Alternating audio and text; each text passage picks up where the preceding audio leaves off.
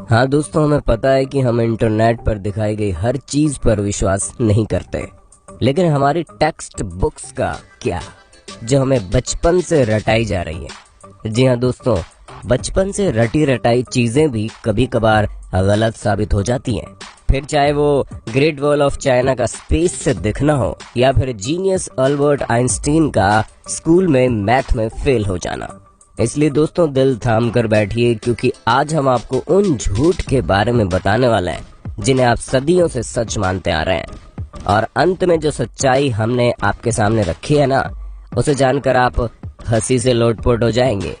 दोस्तों, अगर हम आपसे पूछें कि इजिप्ट में बना पिरामिड किसने बनाया था, तो हमें पता आप यही जवाब देंगे कि इजिप्ट में रहने वाले मजदूरों ने मेहनत करके इस पिरामिड को तैयार किया था। लेकिन हम आपके भ्रम को तोड़ते हुए ये कहना चाहते हैं कि बिल्कुल भी सच नहीं है। असल में इस पिरामिड को बनाने वाले ज्यादातर लोग मजदूर थे ही नहीं। जी हाँ, इस पिरामिड को बनाने के लिए एंशिएंट इजिप्ट की अच्छी खासी पॉपुलेशन ने अपना बढ़ चढ़कर योगदान दिया था, जहाँ करीब 85 सालों तक, जिसमें 2589 बीसी से लेकर 2504 बीसी का समय लगा। और इतने समय के अंतराल में इजिप्ट के रहने वाले लोगों ने अपना खून पसीना करके इस पिरामिड को तैयार किया था, ताकि वो अपने नेशनल आइकॉन को खड़ा कर सके। ऐसे में जो लोग इतने बड़े बड़े पत्थरों को नहीं उठा सकते थे, उन्होंने यहाँ पर काम करने वाले लोगों के लिए खाना, रहने और बाकी चीजों की व्यवस्था की। यानी कि हर इंसान ने अपने लेवल का काम किया, जिसमें कुछ लोग सिक्योरिटी के लिए काम करते थे, तो कुछ लोग भारी भरकम पत्थरों को जुटाने के लिए दूर दराज इलाकों में चले जाते थे, ताकि वो अपने नेशनल आइकॉन को खड़ा कर सके। ऐसे में दोस्तों, उनकी मेहनत रंग लाई और ये पिरामिड वाकई में दुनिया भर में जाना जाता है। चलिए दोस्तों, अब आपके सबसे फेवरेट माइकल जैक्सन की बात करते हैं, क्योंकि इस बात से कोई इनकार नहीं कर सकता कि माइकल जैक्सन ने पॉप म्यूजिक में एक अलग ही मुकाम हासिल किया था, जहाँ ये सिंगर के साथ साथ एक बेहतरीन डांसर भी थे। और इनके डांस मूव तो वाकई माशाल्लाह थे। ऐसे में उनका मून वॉक करने का जो स्टाइल था, वो लोगों में बड़ा फेमस हुआ।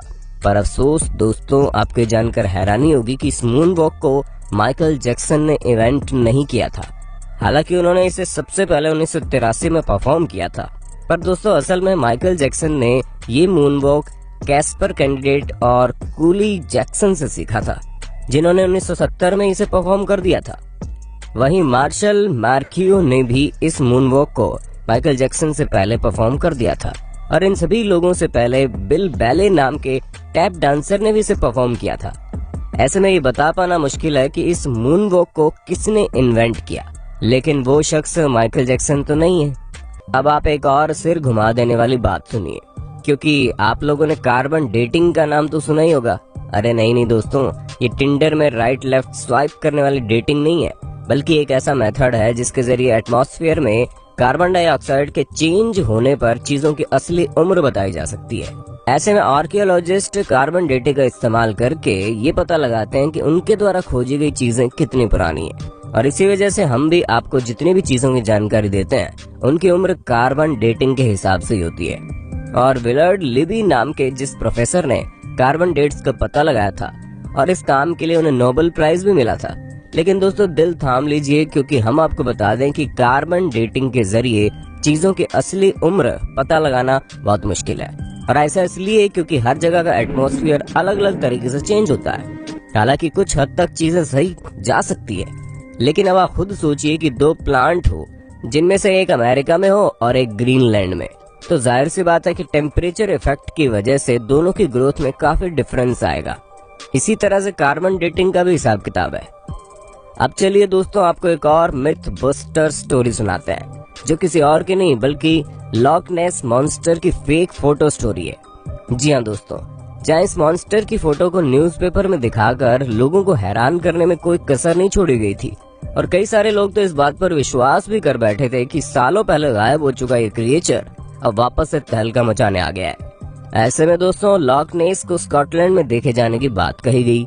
इस तस्वीर को सबसे पहले रॉबर्ट केनेथ विल्सन ने 1934 में लोगों के सामने रखा, और करीब 60 सालों तक इनकी ली गई इस तस्वीर को सच्चा समझा जा रहा था। लेकिन वो कहते हैं ना कि झूठ के दिन 4, सच चले 1000 साल। हाँ दोस्तों, हमें पता है हमारी बनाई गई कहावत उतनी अच्छी नहीं है, लेकिन इस जगह पर बिल्कुल फिट बैठती है, क्योंकि 1994 में ये बात लोगों के सामने आ गई कि लॉक नेस मॉन्स्टर का जो शेप उस तस्वीर में था वो कुछ और नहीं बल्कि एक टॉय सबमरीन थी, जिसे पानी में इस तरह डाला गया था कि वो उस क्रिएचर की तरह दिखाई दे।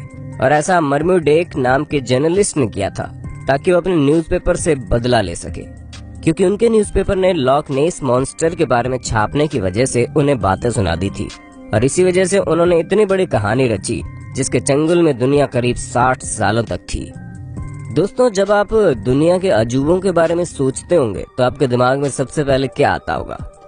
माचू पिच्चू, ताजमहल या ग्रेट वॉल ऑफ चाइना? लेकिन बाकी सबका तो ठीक है, लेकिन ग्रेट वॉल ऑफ चाइना के बारे में हम आपको बता दें कि इतना भी ग्रेट नहीं है कि स्पेस से दिखने लग जाए। जी हाँ दोस्तों, क्योंकि सच्चाई तो ये है कि ये इतना बड़ा भी नहीं है कि इसे हमारे एटमॉस्फेयर के बाहर किसी भी जगह से देखा जा सके, फिर चाहे वो मून ही क्यों ना हो, जो हमारे सबसे करीब है। और ये हम अपने मन से नहीं कह रहे, बल्कि खुद नासा ने इस बात को साबित किया है।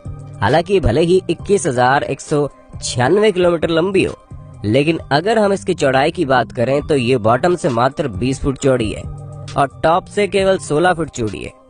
हम आपको बता दें कि ये अफवाह 1754 के आसपास शुरू हुई।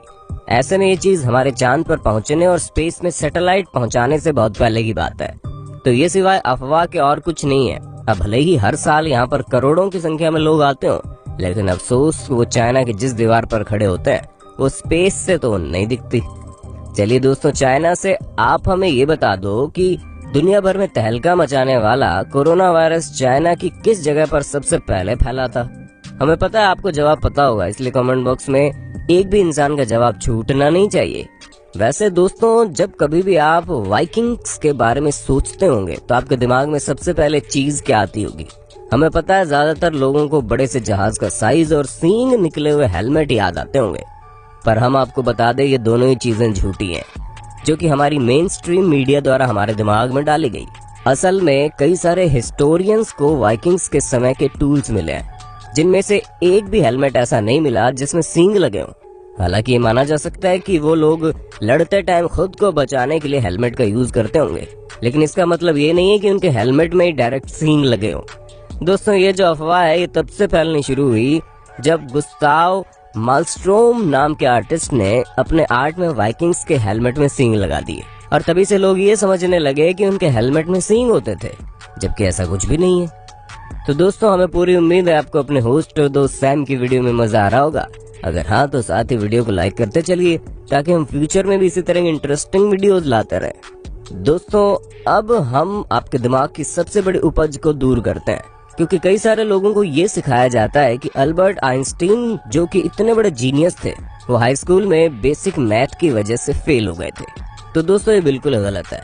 जी हाँ, ऐसा कुछ भी नहीं है, बल्कि आइंस्टीन तो उल्टा मैथ के जीनियस थे, जहाँ मात्र 15 साल की उम्र में उन्होंने मैथ में अपनी बहुत अच्छी पकड़ बना ली थी। अब दोस्तों, जाहिर सी बात है, जो शख्स फिजिक्स की दुनिया में इतनी बड़ी उपलब्धियां पाया हो, उसे बेसिक मैथ ना आती हो, वो भी हाई स्कूल के समय में, ये चीज थोड़ी सी खटकती है। पर हमें तो बुरा उन लोगों के लिए लगता है जो ये सोचते हैं कि उन्हें मैथ नहीं आएगी, फिर भी वो साइंटिस्ट बन जाएंगे। अरे दोस्तों, साइंटिस्ट बनने के लिए मैथ भी जरूरी है, ठीक उसी तरह जिस तरह सिंगर बनने के लिए अच्छा गाना जरूरी है, और डांसर बनने के लिए अच्छे मूव्स करने जरूरी हैं, क्योंकि ये सभी चीजें बेसिक्स है।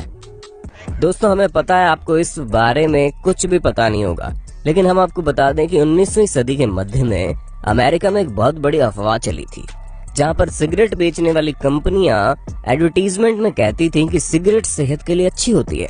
जी हाँ दोस्तों, हैरान मत होइए, एक्चुअल में ऐसा होता था, क्योंकि कुछ कंपनियां ये तक कहती थी कि डेंटिस्ट खुद लोगों को सिगरेट पीने की सलाह देते हैं और ये सेहत के लिए बहुत अच्छी होती हैं, जिससे टेंशन वगैरह भी कम होता है। और इस तरह के कई सारे एड कैंपेन उस समय चल रहे थे, जिसकी वजह से अमेरिका के करीब 45% लोग सिगरेट की लत लगा चुके थे। हालांकि अभी भी अमेरिका में सिगरेट पीने वालों की कोई कमी नहीं है, लेकिन उस समय पूरे 45% लोग सिगरेट पीते थे, यानी कि करीब 7 करोड़ लोग तो केवल सिगरेट ही पिया करते थे। वो तो बाद में पता चला कि ये सेहत के लिए हानिकारक है, जिससे भगवान आपको अपने पास जल्दी बुला लेते हैं, और इसी वजह से लोगों ने मरने के डर के कारण सिगरेट को टाटा बाय बाय कहना जरूरी समझा। पर शायद अभी भी कुछ लोग इस बात को नहीं समझते हैं। दोस्तों आज के लिए बस इतना ही। उम्मीद है आपको हमारी वीडियो पसंद आई होगी। अगर हाँ तो इस वीडियो के बारे में हमें कमेंट करके जरूर बताना और ऐसे इंटरेस्टिंग वीडियोस लगातार देखने के लिए हमारे चैनल को लाइक शेयर और सब्सक्राइब करना बिल्कुल ना भूलें। धन्यवाद।